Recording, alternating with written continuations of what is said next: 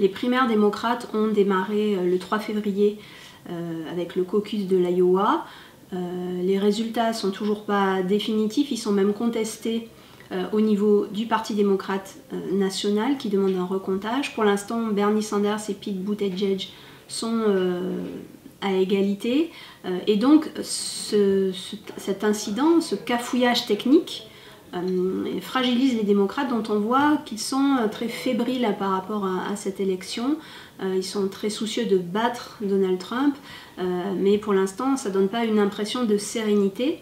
C'est que le début de la campagne, ça va être très long jusqu'à la convention du Parti démocrate en juillet et puis jusqu'à l'élection présidentielle du 3 novembre. Le chemin est encore long, mais pour l'instant, on sent une certaine fébrilité du côté du Parti démocrate, alors que chez les républicains, Trump n'a pas d'adversaire et peut finalement compter les points chez ses adversaires et se réjouir de leurs problèmes. Le 11 février a lieu la prochaine échéance dans le New Hampshire. On va voir si Sanders et Buttigieg renforcent leur avantage ou bien si tout est remis en cause et que Joe Biden peut reprendre un peu le dessus. En tout cas, c'est un processus qui va être long, qui va durer 6 mois. Comme beaucoup de gens sont en attente de savoir qui va se détacher à la fois comme candidat et à la fois comme ligne politique, une ligne politique plutôt centriste et pragmatique ou bien une ligne politique plutôt de gauche, plutôt radicale, eh bien on attend de voir comment ça va se passer et quel type de lignes et de candidats sont aussi les plus à même de mettre Donald Trump en danger. Et pour l'instant, c'est difficile de le dire. On a des sondages au niveau national qui mettent plutôt Joe Biden en position de force, mais au niveau des États pris un par un, c'est plus difficile à dire, d'autant que sans doute l'élection présidentielle va se jouer à 2-3 États fédérés. Donc on attend de voir la suite avec impatience. Alors Donald Trump vient d'avoir une semaine assez exceptionnelle, un alignement des astres comme il a rarement eu depuis le début de sa présidence. Il a été acquitté dans le procès d'impeachment qui était lancé contre lui par le Sénat. Il a un taux de popularité ces jours derniers qui a atteint un record pour lui à 49%. Il n'a jamais réussi à dépasser les 49%, à être au-delà de 50%, mais enfin il arrive à un taux record de popularité depuis le début de sa présidence. Et puis le fiasco technique, technologique et peut-être politique des démocrates dans l'Iowa le renforce.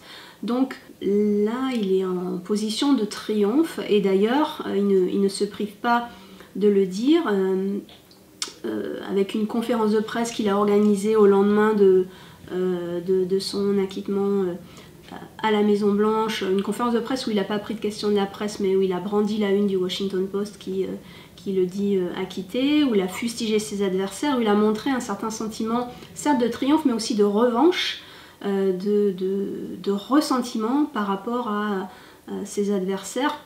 Il assimile à des ennemis ses adversaires politiques ou tous ceux qui le critiquent dans la presse, dans les institutions, évidemment chez les démocrates. Soit on est pour lui et on adhère à tout ce qu'il fait et on le soutient quoi qu'il arrive, soit on est nécessairement contre lui, son ennemi, on veut détruire sa présidence. Donc il n'y a pas chez Donald Trump une acceptation du débat démocratique et de la contestation démocratique. C'est vraiment très manichéen et donc il est très revanchard par rapport à cette procédure d'impeachment et à tous ceux qui peuvent le critiquer dans la sphère politique et médiatique.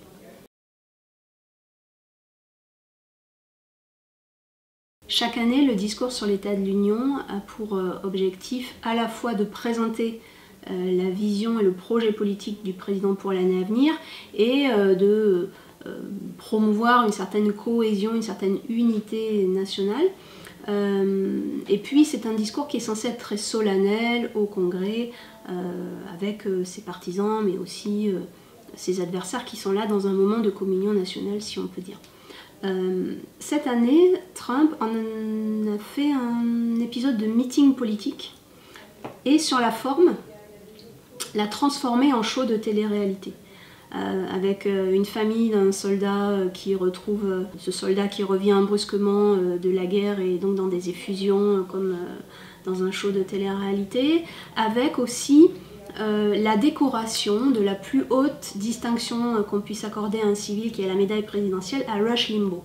Et Rush Limbaugh, il faut savoir qui c'est un des animateurs de talk-show radio les plus connus aux États-Unis dans la sphère conservatrice, qui est extrêmement connu, extrêmement célèbre, extrêmement populaire dans la population à droite, voire très à droite, et qui est sans doute l'un des personnages médiatiques les plus racistes, les plus misogynes, les plus homophobes que les États-Unis contemporains aient jamais connus. C'est lui qui a inventé le terme féminazie dans les années 90 pour parler des féministes, qui a été l'un des artisans du complot raciste birther contre Obama, disant qu'Obama n'était pas vraiment américain, qu'il était né au Kenya, etc. Et donc, décorer cet homme à l'occasion de ce discours sur l'état de l'Union, c'est un message qui est envoyé à ses adversaires et à ses partisans de la part de Trump, en disant voilà, pour moi, l'Amérique, c'est une Amérique qui doit être blanche, qui doit être haineuse, qui doit être clivée, et je ne suis pas du tout dans un discours de concorde nationale, je ne suis pas du tout dans une démarche d'unité nationale, je vais plutôt continuer à adouber des gens et des idées qui finalement sont extrémistes. La campagne présidentielle est encore très longue, Trump a eu une bonne séquence, ça n'augure rien de la suite, évidemment il est dans une bonne dynamique, il a la confiance, si on peut dire, mais il n'a pas encore gagné, le chemin va être encore long, peut-être que les démocrates vont se ressaisir, désigner un candidat et une ligne politique rapidement, et donc on attend la suite avec impatience, et moi je vous dis à bientôt.